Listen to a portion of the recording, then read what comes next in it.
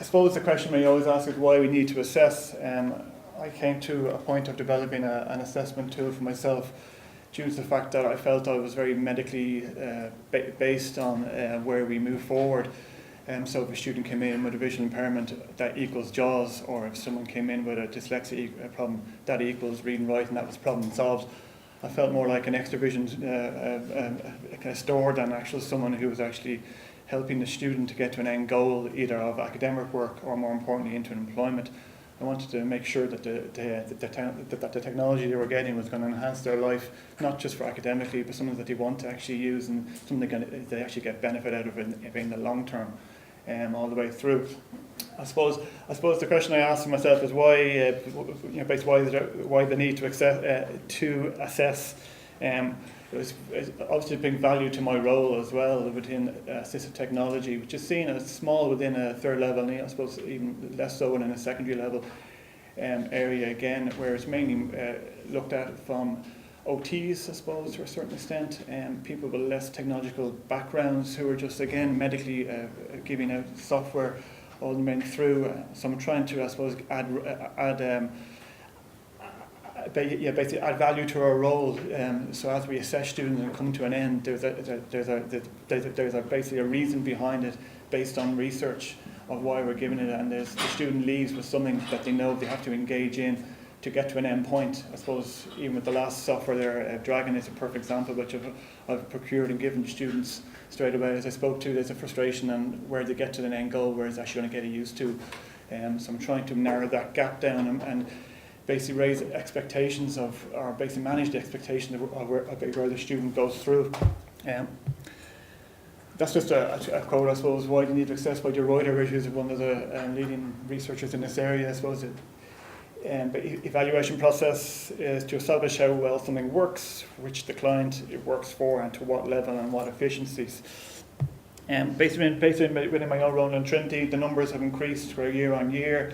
It's probably across the board with colleges and across the third level. As you see, my student numbers have gone through that student register with the service, and with my own areas. I last year I had around 235 appointments, around 80-90 students referred to for specific technology use. I need to ensure what I'm giving them meets their need. I want to avoid abandonment. I want to avoid the fact that that the student's going to come back at the end of the year and go, yeah, I tried that, but after 2 weeks, 3 months, I didn't use it, and we're getting nowhere with it. Basically, there's no point in them being basically sent on to me for technology use to actually engage with it if they're feeling they're not, if I'm giving them something that they're not able to manage, something that they're not going to engage with fully, and basically aware of how to access support. So I suppose another bit of work there based on the Adams project, they give a nice diagram there of device discontinuance. So it has a whole load of factors: the social aspects at home, the personal factors, the actual user themselves, the ability, the health status, the economic thing that comes into it quite a well, and the physical environment where they're going to be used in. So even all these technologies that we spoke about, they're all great. All those factors need to be ticked, I think, before we actually make sure that there's a match hitting them correctly. And without that match, we're into it didn't work because I used in the wrong environment, but you didn't know that before you gave it to them.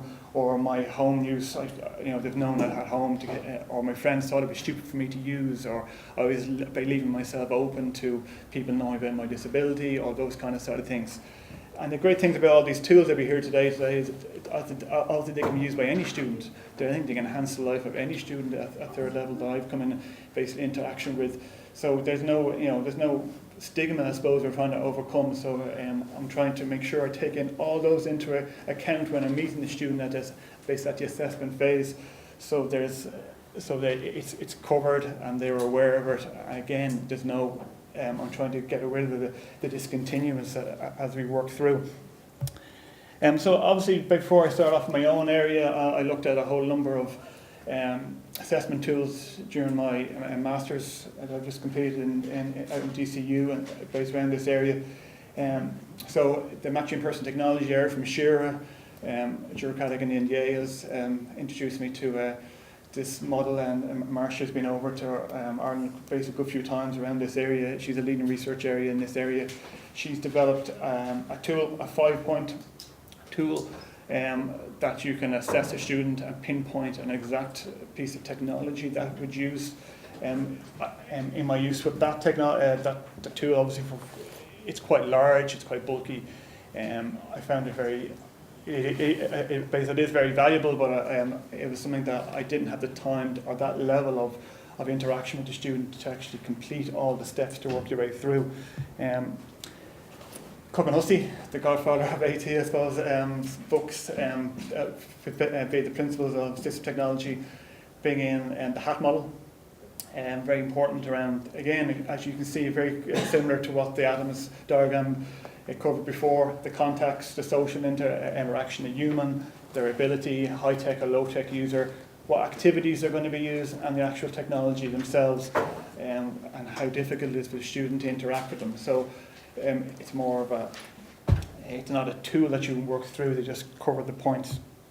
And of course, the SET model, I know people have used it, I know you all have used it, beta SET model, and the QUEST model as well from Demirs. And okay, so basically during my research, I came across all these models and assessed them all the way through and researched them all the way through. There is a lot more than that, them being the main ones. So obviously my idea was then to take those, or the best of those tools, and put them into an assessment tool that I could use, something that I can use quickly with the student, and assess them and get some value for the student at the end of the day, and something I can get feedback from at the end of the year to actually show to people basically how I've been working, how the student started and how the student ended, a positive they can move forward, something I can show my director, or again areas if I'm looking for more money within this area, see how all these tools have shown a positive aspect, not just a ticking box, we spent X amount on X or Y and on we moved again. Is to give some value to the actual role as we went through. So my role, the tool I called was broken into 3 areas. Okay, so the initial use of technology, and it's based around the same kind of structure of the NPT, but I'll kind of manage it around the principles of the HAT model. So that's where I came with, to kind of try to merge the two of them into one. So the 3 areas were the initial use of technology, then when I meet them one-to-one for a face-to-face meeting for around 30-45 minutes, and then the feedback on the use. So the feedback on the use is very important as well, either after training sessions at the end of the year as well for annual reporting time, that kind of sort of stuff. So there is a constant link as we went through.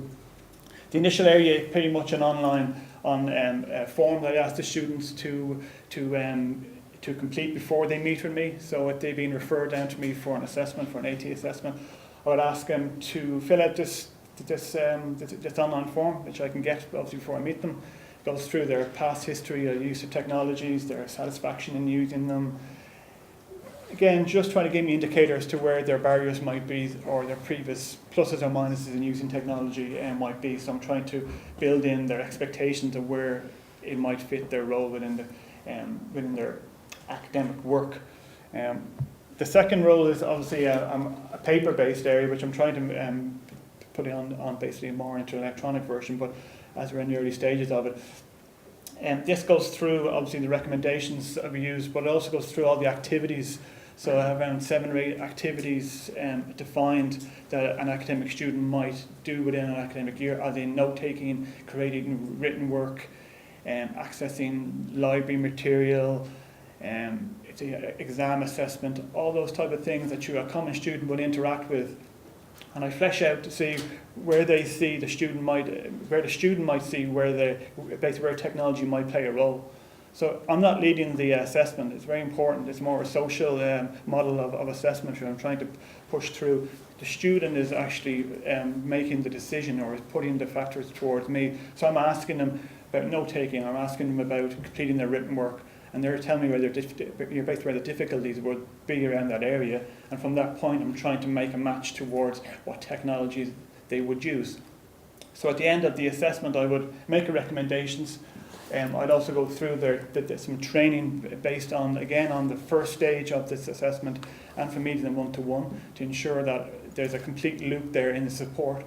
So when the student comes back to me, their set goals for the next meeting, basically to complete, so they're making progress in interacting with the service, and that's why I talk about trial versions, because that comes very handy. I'm not making the commitment and them actually using the software before they go off and basically trial it first for the first time. From there they can come back and go, yeah, I tried that out, it didn't work, or X, Y, and Z. But this is kind of used as a kind of the document, as a kind of contract to a certain extent, but they get a copy of the assessment, they understand what I'm trying to achieve by it and the steps involved. They understand when they take the loan or they've been recommended something, it's for that reason that they've identified the issue with from themselves. Basically, from going through the assessment, they've identified the issue. I've come up with basically a recommendation to meet that need. So it's there. They've a paper version, a PDF version that I send them. It's basically on their record. I work through it in about a year. So if they're not engaging, or they come to the end of the year and go, well, I didn't use that. It was documented whenever it was. They didn't turn up for X, Y, and Z. It's a complete loop. I'm trying to move away from a student coming back and saying I didn't engage with because there was no support, or I wasn't sure of X, Y, and Z. That kind of side of things that we work through. The final area of the tool is basically a survey that I run them and ask them to complete again on their success or non-success in using them, seeing has been a successful match, how many times they've used it, their confidence in using it, in the social aspect, the home aspect, all those areas I covered earlier on as I worked right through. So again, I'm getting feedback and data back from there that I'm able to use and justify extra supports on, extra time, different types of budgets, that side of things. So I'm looking at from my own service provision side of things as well as the student side of things. I'm able to get stats. So they're the four clear aims that I try to do. It sets expectations, looks at the use of the technology into employment. So obviously within the sector I'm in, we're just not trying to get them to get a degree. So because if they change environment, they're going to be in the same issue again. So I'm trying to match them and they're going to use within their employment. And puts the onus on the student. I'm not making the selection. The students they're signing up to the fact that they understand the training that they need to do, the expectations of what the software can do without the training or with the training, etc., etc. And it provides feedback on their need.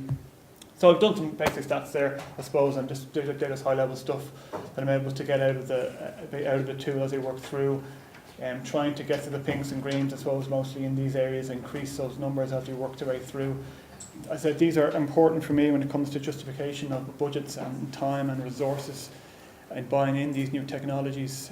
I get a lot of, why don't you use a free application? Why don't we use X, Y, and Z? Or why do we use a human support? Those type of things where we're trying to move them to technology. So I'm trying to always justify the use of technology all the time, especially when the numbers are increasing and budgets decreasing. And this becomes more and more apparent. So I said that just an into employment, which is an important phase of our plan within Trinity. It's not just we're meeting them just for first year or second year, is to get them into employment. My dissertation around this area was based on the move from third level into employment, and I've developed a small exit assessment based on around the same kind of things that the student could bring to the employer based on their need within the academic. Separate to this, I suppose, so you can talk to me if you have a need around that area. But I suppose most of the areas would cover, I suppose, two areas. The full use, so students who would hit those pinks and greens have support from family, have realistic expectations, the environmental use, they have those areas around their traits, and the technology achieves what they're trying to do. It's easier to be transportability is an important area around this area too, so they're not looking at something that's heavy, difficult to use, it's reliable, and it's compatible with other technologies. The other areas of health policy are negative user, a student who thinks it's going to be happen by just sticking into CD, that all their problems are going to be solved. That's what their traits, I suppose, and that's what the tool, I suppose, brings out. I'm able to see those traits over the course of the academic year, to come to these areas and see those traits as they work through. But I suppose I'm not here to say that area is foolproof, or that's the way we all should move from. I suppose it's more to open up a discussion, and maybe not to be complete and not to be finished today, but just in general for our area. Is there a need for such an assessment process for engaging in technology sports that leads to a high level of abandonment? The assessment tool does basically demonstrates that a tool based on social models. So again, is it socially driven as such, or do you basically look at around the medical side of things? You're able to see all the factors, not just that a certain technology equals a certain disability. And finally, I suppose again from our own economics of funding. So this has helped me justify why I'm giving this to a student. It helps me if I'm going for funding, which is, as you see from my numbers, decreasing as our numbers increase. I'm able to justify this to the HEA and working my way through that kind of side of things. And the standard assessment tool provides a clear justification of allocation of funds, as I said all the way through. And that is me. I know it's short and quick. That's my contact details. I'll be really interested if anybody had information or had their own way of doing it, or success or non-success and those kind of side of things. I would love to hear from them. I think there's a point that we need to move on as a role from being AT officers and putting value to the role and assessment, and having a clear assessment process in place for myself is important. And without that process in place, we lose value in what we're trying to achieve with the students at the end of the day. Okay? So if anyone any questions? And do you find that students are going to as students, and they get the educational psychologist reports? Yeah. I know those reports, it's saying dragon, Yeah. gold, and then the student thinks you must have those because it's high up person. It's done that. And the thing that's causing a lot of confusion, but actually, I do believe that educational psychologists reports are cut and paste. Yeah, complete cut and paste. I suppose that's why, that's why I run through the assessment. So I obviously I meet with the student and I go through the recommendations, but then I'm trying to match that expectation, those technologies are mentioned to the activities, and map them out and go, well, that's not going to work in this scenario. How do you see that working? Or I try to map up against those activities based on also their traits and their past use of technology. So it's great for someone that you said sit down in a report here, as in, read and write gold, or all these great technologies, but the student hasn't a notion of how to even to log into an account.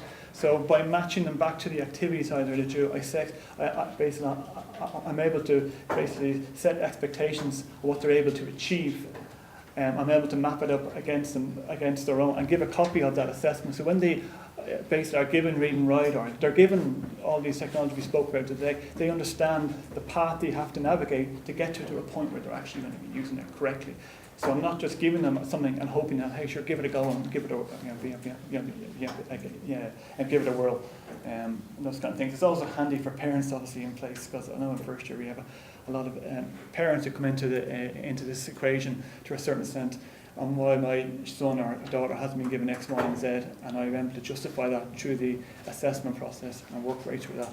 So that's another reason why I've also used that approach, and it's used quite well. And I said it has been. I'm only in year 2 of using that tool, so I continue hope to develop it further, to see hopefully its benefits down the line. I said it is important that we're trying to put something into employment, and that's something I really I believe in. I don't see a point in putting support in place where they're going to be starting again from fresh when they leave the college or going into a working environment or changing their environment. You want to make sure that they're going to engage with them fully as they work their way through. Do you find the students engage with the online surveys that you're doing? Yeah, they must do. Okay. They must do. There's no option. They must do the survey. They must complete it. They must do, obviously, when they sign the loan agreement, if I'm giving them equipment in this case, they must complete that third phase. That's why it's a full circle of loop. Without that, it's hollow. It's like, yeah, did you try it? Well, sure, we'll try. And I want to make sure they're completing it, and they base those expectations or those goals that we set at that one-to-one meeting are met. And that's the reason why I do a full loop. Without that, it won't work. Do you find a difference between what they say their technical capabilities are and what they actually are. Because I find that like they say, oh, he's brilliant, or their parents will go, you know, he's always on the computer, and Yeah. you find like they can't do anything that involves, you know, productivity or what you'd want from a third level student. Yeah, I would use any technology as an ability, as in I use some, even programming a skybox, for example. I see that as a plus. They're able to navigate a menu. They're able to go through. So if basically with training, they're able to navigate a menu within a skybox. They're able to navigate a menu within a reading writing. They have the capability to complete that task. Now it mightn't be straight off the bat, but at least they're able to identify the fact that they might need a training session or 2 training sessions. So I'm trying to minimise that gap down. Yes, they put down, I'm brilliant at everything, and when it comes down to meeting them and going through the second phase of that side of things, and I set up training with them, that's actually, you told me you were good at this, how come it's not meeting it? But I suppose I'm not, it's important, I'm putting the ball back in the students' court. The students making that decision. It's the social driven. They're saying to me they're good. So if I came back to the end of the year and he's failing at reading, I'd go, well, you said that you were brilliant at this side of things. I'm making sure the student is making aware that they're making the match in what they're trying to get. They're not saying they're brilliant and then they're going, oh no. Alright, so your assessment will catch if there is a discrepancy. Yeah, well, it's trying to catch it. Yeah, it's trying to catch it. I'm not saying it's foolproof. I'm saying it is aimed to catch. It is. I said based on the research of Marcia and from Cook and Hussey. It's important. So do you find how you pitch or present technologies has changed now depending on your students? Yeah. So, okay. So Completely. I'd be definitely pitching. I wouldn't go in with any preconceived ideas or try to avoid any preconceived ideas, even though you might get to that point anyway. Yeah. And you know, I'm saying Pierre probably will, and not by most cases, but it's important that you set out the factors. It just brings value to what you're trying to do. It gives you basically the satisfaction that you've gone through that, you have a record of it, the student's on board with what you're trying to do. So when you go back to the training, they're actually trying to meet those goals as they work to get to the end goal, which the student has specified at the start. So you do group training and you select different levels of. I would do a lot one-to-one, Conor, to be honest with you. One-to-one at the start, especially if they're high-need students. Yes, if they're low-need student, again, I would try to group them into sessions, as you said, around reading, writing, or that kind of things. But if it's more high-level, I wouldn't. Yeah, well, high level you do one-to-one, but the group, would you categorise them by ability or? Yeah, true ability, yeah, exactly, yeah. Because that helps the students themselves if they're in a similar scenario, they're not. And plus it helps them because they have peer support. So again, it's helping that kind of sort of things as well. They not feel that they're on their own. Because again, a lot of times the student might come in and feel that he's the only one in college with a dyslexia or has a problem with it, and he doesn't want to make it aware. But if he has other people in the area or the room, they're able to go on and they're able to breathe, I suppose is the term I use. just one question, like the information that you're getting is really rich. I'm just wondering at the end, what does all that information kind of look like? Is it all in one document or one folder?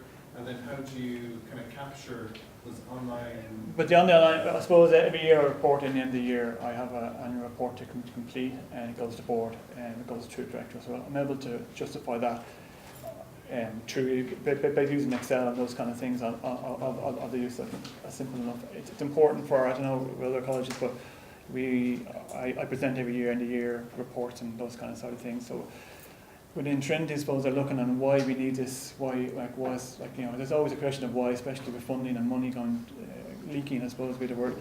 It's important to justify why this is in place, and that's why I'm I suppose passionate about it to a certain extent, because I think what we do as here it's important. I think it makes huge differences. I have students using Dragon and Lightscribe have made huge difference to the way they use it.